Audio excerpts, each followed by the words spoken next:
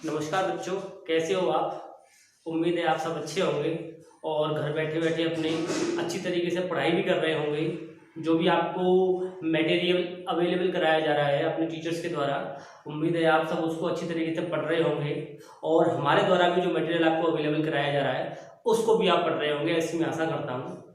और मैं ये भी उम्मीद करता हूँ कि अब आप कॉपी और पेन लेके तैयार बैठे होंगे, ताकि जो मैं टॉपिक आपको बताने वाला हूँ आप उसको तुरंत ध्यान से पढ़ें और उसको साथ साथ नोट करते चलें। तो आज मैं स्टूडेंट्स आपका क्लास 10th एनसीईआरटी का चैप्टर नंबर 1 यहाँ से स्टार्ट कर रहा हूँ। तो आपको विशेष आपसे आग्रह है कि आप ध्यान से भी हर एक वीडियोस को देखेंगे और उसको साथ साथ कॉपी में नोट करते चलेंगे। यदि आपको कोई प्रॉब्लम है तो आप मुझे कमेंट सेक्शन में उसको लिख के पूछते चलेंगे, ठीक है। तो सबसे पहला आपका जो टॉपिक है चैप्टर नंबर फर्स्ट, वो है आपका real number. Real number Hindi में इसको बोलते हैं वास्तविक संख्याएं। तो सबसे पहले आपको इन वास्तविक संख्याओं में मैं आपको यहां सबसे पहले बात करूंगा रेशनल नंबर्स की।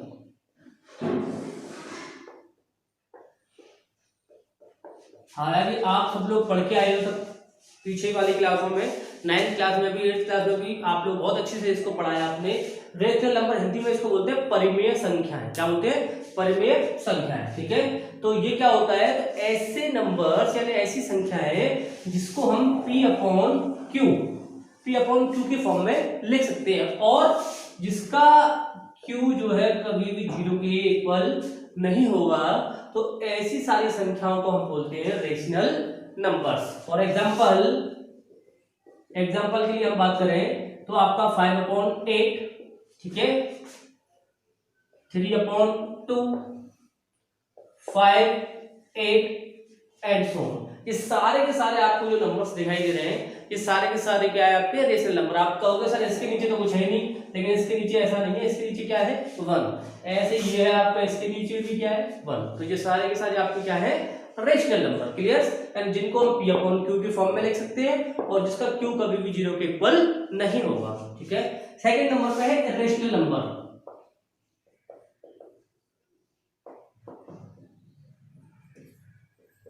अब इरेशनल नंबर क्या होता है? इरेशनल नंबर वो होता है जो रेशनल नंबर ना हो, ठीक है, यानी जिसको हम P अपॉन Q की फॉर्म में ना लिख सके उसको बोलते हैं हम इरेशनल नंबर। फॉर एग्जांपल √2, इसकी जो वैल्यू होती है आपकी बेटा 1.414 dot dot dot, √3 1.732 dot dot dot, ऐसे ही √5, यानी ये सारे जो नंबर्स हैं इनको हम P अपॉन Q की फॉर्म में नहीं लिख सकते और जिन नंबर्स को हम P अपॉन Q की फॉर्म में नहीं लिख सकते वो सारे हमारे क्या होते हैं? इरेशनल नंबर्स, यानी हिंदी में इसको बोलते हैं हम अपरिमेय संख्या। यानी अब आपने यहाँ पे परिमेय संख्या और अपरिमेय संख्या 2 पॉइंट्स आपके बिल्कुल क्लियर हो चुके हैं। Clear students? इसके बाद मैं आपका जो रियल टॉपिक है, जो इस चैप्टर का भी नाम है रियल नंबर, वो मैं यहाँ पे लिखा है रियल नंबर, हिंदी में इसको बोलते हैं वास्तविक संख्याएं। तो मैं वैसे इसकी नॉर्मल जो डेफिनेशन है वो यही है कि परमेय संख्याओं तथा अपरमेय संख्याओं के कलेक्शन को ही हम बोलते हैं रियल नंबर। लेकिन मैं इसकी एक सिंपल डेफिनेशन और मैं आपको दूं तो इस दुनिया में जितनी सारी संख्याएं हैं वो सारी की सारी संख्याएं हैं आपकी वास्तविक संख्याएं, एक्सक्लूडिंग, यानी इनमें से केवल वो सारी संख्याएं छोड़ देनी है जिनके साथ में आई आता है, ठीक है। 3i 2 + 4i, यानी ऐसी संख्याएं जिनमें आई आपको साथ में दिखाई दे जाए। ये आई अभी आपकी समझ में नहीं आएगा क्योंकि अब थोड़ा सा आप एक क्लास और आगे बढ़ोगे तो वहां आपको कॉम्प्लेक्स नंबर देखने को मिलेगा, तो मैं वहां डिटेल में इसको समझाऊंगा।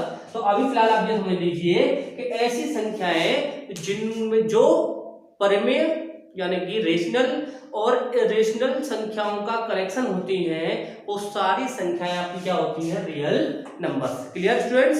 सारी संख्याएं आपकी कैसी हैं? रियल नंबर्स हैं। अब आपको केवल उनमें से केवल उनको हटा देना है जो आई के साथ आती है, क्योंकि आई के साथ आने वाली संख्याओं को हम बोलते हैं इमेजिनरी नंबर्स। क्या बोलते हैं? Imaginary number. Clear students?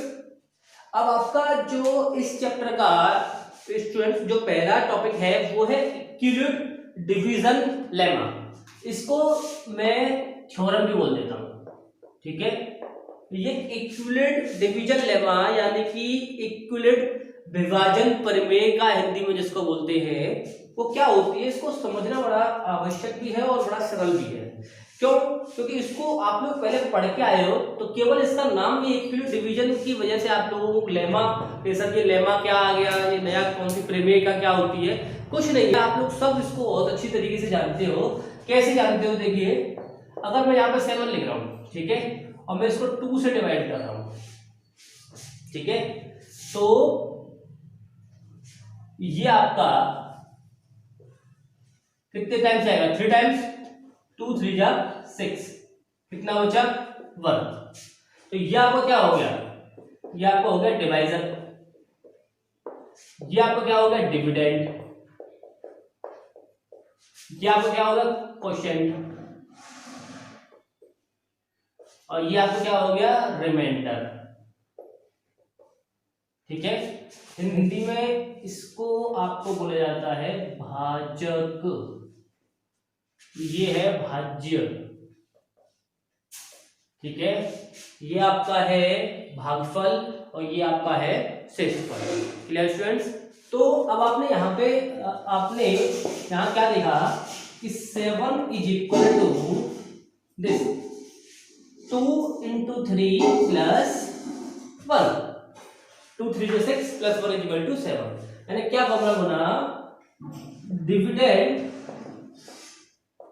Equal divisor into quotient plus remainder. अगर मैं हिंदी में इसको लिखूं तो भाज्य बराबर भाजक गुणा भागफल प्लस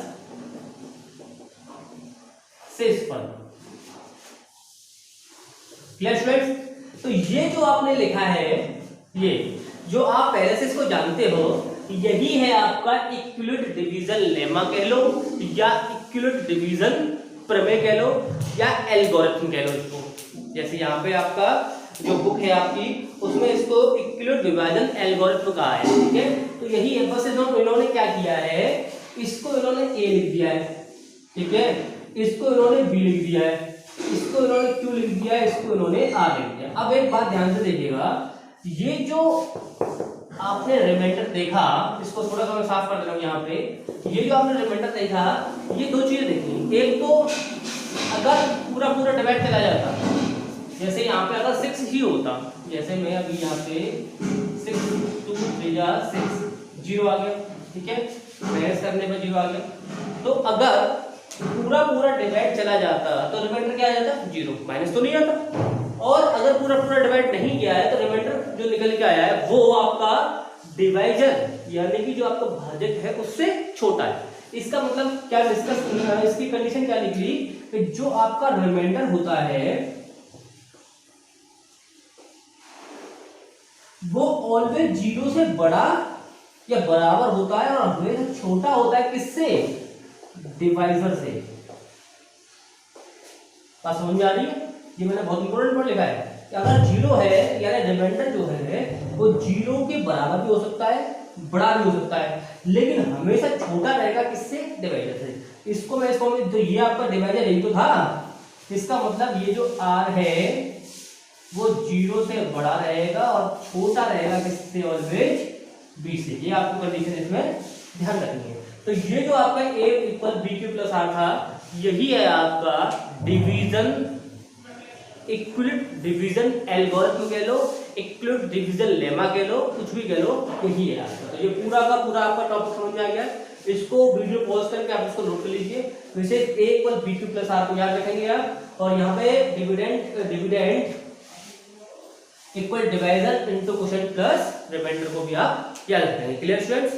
अब मैं आपको इसका एक एग्जांपल देके बताता हूं कि इक्विलिब्रियम डिवीजन जो आपका लेमा है या इक्विलिब्रियम डिवीजन जो एल्गोरिथम है, इसका हम यूज कहां करते हैं। तो इसका जो हम बेसिकली यूज करते हैं बेटा, वो हम करते हैं किसी भी दो संख्याओं का HCF निकालने में। What is HCF? HCF का मतलब होता है हाईएस्ट कॉमन फैक्टर, हिंदी में बोलते हैं इसको क्लियर।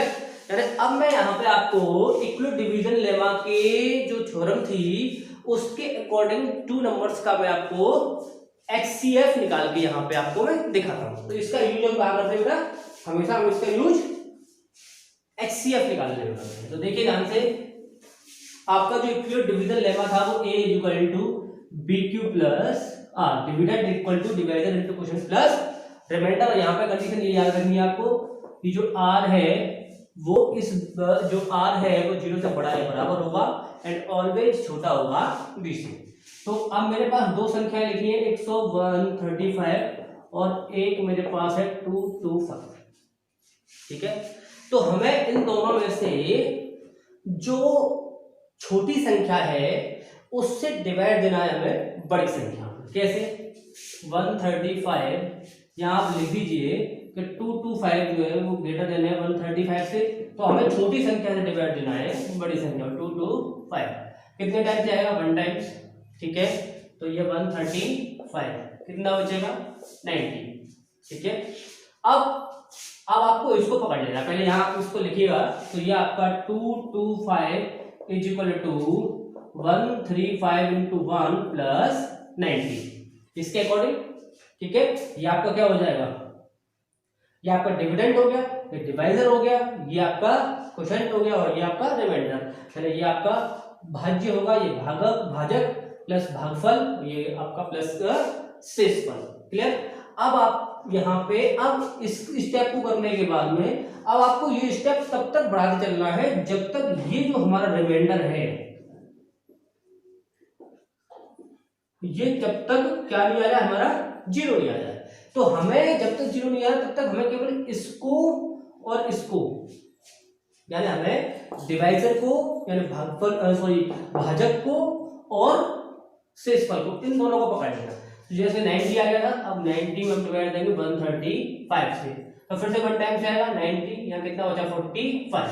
यानी अब हम लिखेंगे 135 is equal to 90 into 1 plus 45। अब फिर से देखो ये 0 नहीं आया, तो फिर से इसको और इसको पकड़ लीजिए। तो 90 इज इक्वल टू, फिर से डिवाइड देंगे तो 45 का डिवाइड 90 से कितने टाइम जाएगा? 2 टाइम जाएगा। तो ये आपका क्या आ गया? 0। क्लियर। तो यहाँ पे आप क्या लिखोगे इसको? 90 इक्वल टू 45 इंटू 2 और प्लस का 0। तो एट लास्ट में जो आपका डिवाइजर होगा यानी रिमाइंडर यानी शेषफल 0 होने के बाद में जो आपका डिवाइजर होगा वही 225 एंड 135 इसका हो जाएगा HCF 45। ये आपका हो गया आंसर। Clear students? यानी बिल्कुल पूरी से समझ में आ गया। फिर से एक बार रिपीट कर दे रहे हैं, यानी आपको A equal BQ plus R को याद रखना है। पहले सबसे पहले छोटी संख्या से डिवाइड देना बड़ी संख्या में, और कब तक? जब तक उसका जो रिमाइंडर है वो 0 नहीं आ जाता। Clear students? तो अब ये मैंने आपको स्टार्टिंग में इसका बेस बता दिया है। तो आपको ये इस बेस की वीडियो कैसी लगी आप हमें कमेंट सेक्शन में लिख के जरूर बताइएगा। अब इसके आपको क्वेश्चन जो एक्सरसाइज 1.1 है ये आपको अपने आप करने हैं। नेक्स्ट जो वीडियो बनाऊंगा मैं उसमें एक्सरसाइज 1.1 की कंप्लीट डिस्कशन करेंगे हम। अगर वीडियो अच्छी लगी हो तो आप अपने जो साथ के जितने भी स्टूडेंट्स हैं उन सबसे कहिएगा कि सर ने जो है आप 10th का सिलेबस कराना शुरू कर दिया है, ताकि वो हमसे ज़्यादा से ज़्यादा जुड़े। आप सब इन जो हमारे वीडियोस हैं इनको शेयर कीजिए आपस में, और हमारे चैनल को ज़्यादा से ज़्यादा सब्सक्राइब कीजिए ताकि आपको लेटेस्ट वीडियो मिलते रहे। Thank you very much.